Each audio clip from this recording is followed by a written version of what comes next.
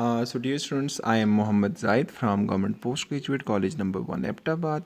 अपनी online classes के सिलसिले में आज हम लोग अब MMP1 में पार्शियल डिफरेंशियल इक्वेशंस के चैप्टर से एक टॉपिक कवर करने जा रहे हैं जो कि इक्वेशन ऑफ वाइब्रेटिंग स्ट्रिंग है।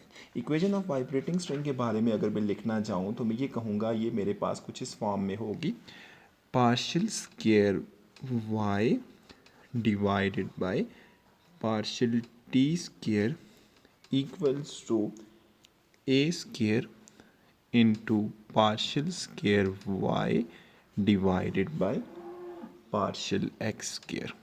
सो ये इक्वेशन आपके पास पार्शियल डिफरेंशियल इक्वेशन है और इसमें आपका y जो है वो function of x and t है। ज़रा इस इक्वेशन को डिराइव करना चाहते हैं कि वाइब्रेटिंग स्ट्रिंग से आप ये इक्वेशन किस तरह से डिराइव कर सकते हैं। सो सबसे पहले मैं अपने कोऑर्डिनेट सिस्टम्स में ये लाइन लूँगा और ये आपके कोऑर्डिनेट सिस्टम में इस लाइन को हम नाम दे देते हैं x एक्सिस का और ये वाली लाइन है आपके पास y एक्सिस। अब जो मेरे पास अवेलेबल प्लेन है वो एक्स वाई प्लेन है। इस एक्स वाई प्लेन में एज्यूम करें मेरे पास एक इलास्टिक स्ट्रिंग थी जिसको मैंने स्ट्रेच करके इस फॉर्म में दोनों एंड्स को टाइट कर दिया। एक एंड मैंने यहाँ से कनेक्ट कर दिया, एक एंड यहाँ से कनेक्ट कर दिया, ठीक है। अब इसमें अगर आप देखें तो जब हमने स्ट्रिंग को स्ट्रेच किया था तो इसका मतलब है कुछ टेंसाइल फोर्सेस एक्ट कर रही थी।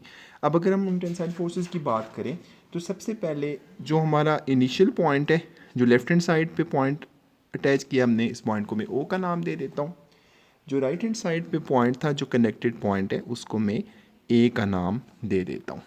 देन उसके बाद अगर हम डिफरेंट पॉइंट्स को मार्क करना चाहें, फ़र्ज़ किया मैं अपनी चॉइस पे एक पॉइंट ले लेता हूँ P और एक और पॉइंट मैं अपनी चॉइस पे ले लेता हूँ Q, और P और Q के दरमियान जो गैप है यहाँ से यहाँ तक, इसको मैं नाम दे देता हूँ लेट्स से सिग्मा S का।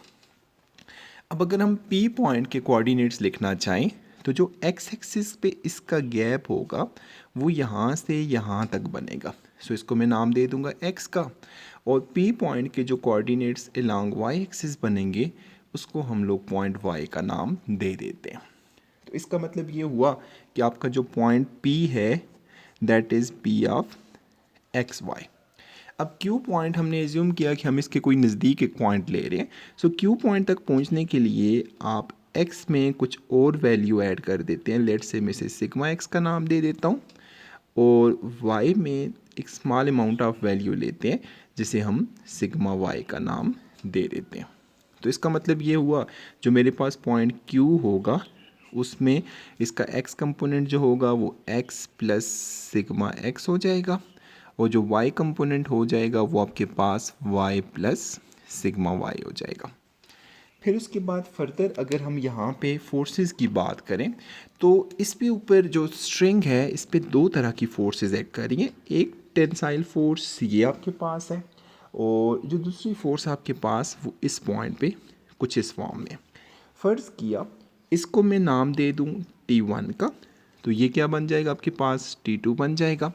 अब अगर हम T1 और T2 के कंपोनेंट्स लेना चाहें अलोंग x एक्सिस तो हम ये कहेंगे कि अगर T2 जो है इसका एंगल मेरे पास कोई आम नाम दे देते हैं, इसको T1 का नाम देते हैं हम लोग अल्फ़ा, तो T2 के लिए जो एंगल बनेगा उसको हम नाम दे देंगे बीटा का।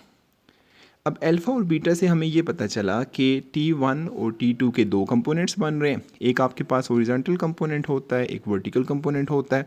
सो इसका मतलब ये हुआ कि अगर हम कंपोनेंट्स की बात करें तो ये T2 के लिए जो कंपोनेंट्स आएंगे ये वाला बनेगा कॉस कंपोनेंट और ये कंपोनेंट बनेगा साइन कंपोनेंट। सो इस कंपोनेंट को मैं नाम दे सकता हूँ T2 साइन ऑफ बीटा, और इस कंपोनेंट को अगर मैं नाम देना चाहूँ तो वो आपके पास T2 कॉज ऑफ बीटा के बराबर बनेगा।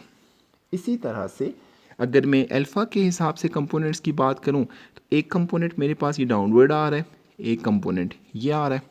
एक कंपोनेंट आपके पास हो जाएगा क्योंकि ये हॉरिजॉन्टल कंपोनेंट है, सो इसको मैं नाम दे दूंगा T1 कॉज ऑफ अल्फ़ा, और ये कंपोनेंट क्योंकि थीटा के सामने है सो ये आपके पास आ जाएगा T1 sine of alpha.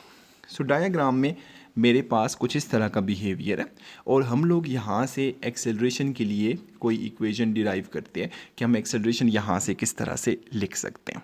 First of all हम कुछ एजम्पशंस लेते हैं, फिर उन एजम्पशन की बेसिस पे बात करेंगे कि हम लोग फर्दर किस साइड पे इसको कैसे सॉल्व कर सकते हैं। पहली बात हम एज्यूम करते हैं जब हमने स्ट्रिंग को यहाँ से स्ट्रेच किया था इधर, लाइक ये मेरे पास एज्यूम करें ये एक्स एक्सिस था, ये लाइन अपवर्ड मेरे पास वाई एक्सिस थी। सो जब मैंने स्ट्रिंग को अपवर्ड स्ट्रेच किया तो ये अप डाउन मूव करेगा। अगर हम प्लेन पे देखें तो ये इस तरह से मूव करेगा।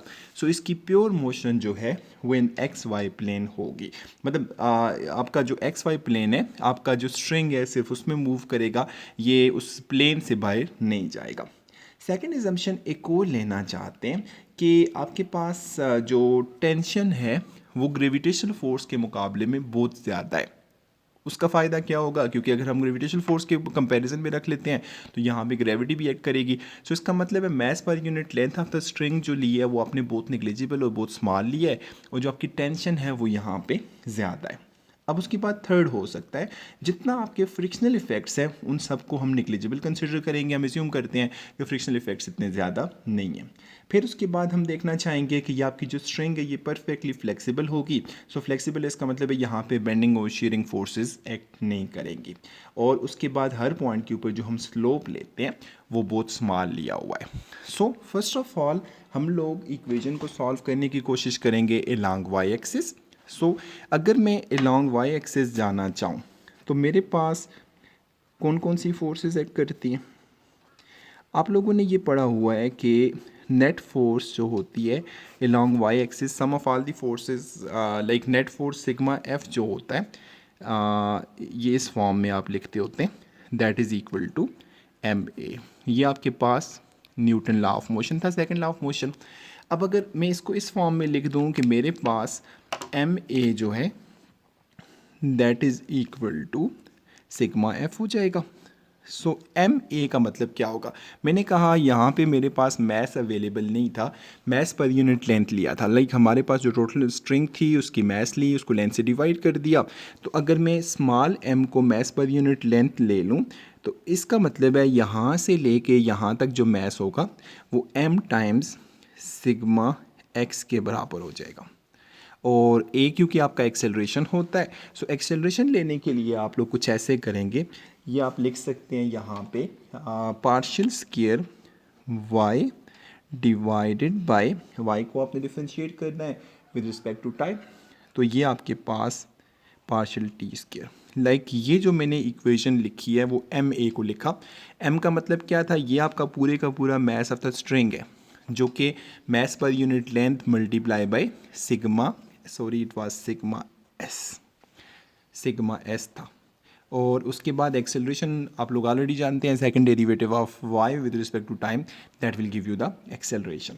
अब उसके बाद अगर आप राइट हैंड साइड पे चले जाएं तो आपकी दो तरह की फोर्सेस एक्ट कर रही हैं। आपने कहा टेंशन अपवर्ड भी एक्ट कर रही है, इधर इधर डाउनवर्ड भी एक्ट कर रही है, क्योंकि हम लोग अलॉन्ग वाई एक्सिस सॉल्व करें। सो वाई एक्सिस पे एक कंपोनेंट आपका ये अपवर्ड एक्ट कर रहा था जिसे आपने नाम दिया था T2 साइन ऑफ बीटा का, और एक कंपोनेंट एक्ट कर रहा है downward which is T1 sine of alpha. So upward force को अगर मैं पॉजिटिव लूँ, डाउनवर्ड को नेगेटिव लूँ, तो मेरे पास नेट फोर्स जो बनेगी वो कुछ बन जाती है T2 sine of beta minus, next क्या आ जाएगा आपके पास T1 sine of alpha.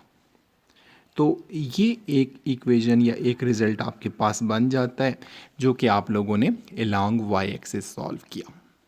Then इसी तरह से अगर आप अलोंग एक्स एक्सिस सॉल्व करना चाहें, हमने स्टार्ट में कहा था बॉडी की मोशन जो है वो सिर्फ along the X Y plane है। So it means that along Y axis तो आपका ऑब्जेक्ट मूव कर रहा है लेकिन अलोंग एक्स एक्सिस मूव नहीं करेगा। सो अगर आपका object along x axis move नहीं कर रहा तो इसका मतलब क्या हुआ कि आप कह सकते हैं कि आपके एक्स कंपोनेंट पे नेट फोर्स क्या हो जाएगी, ज़ीरो हो जाएगी। सो इसका मतलब है net force along x axis अगर आप सॉल्व करना चाहें तो ये कुछ ऐसे बनेगा।